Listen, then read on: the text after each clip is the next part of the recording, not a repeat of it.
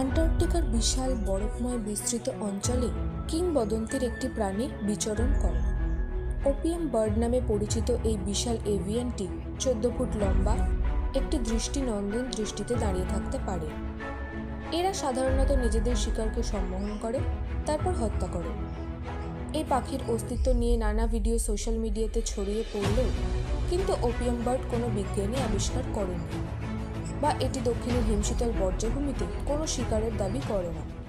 তাই এটি লোকমুখে খ্যাতি লাভ করলেও এর অস্তিত্ব এখনও একটি মিথ হয়েই রয়ে গেছে।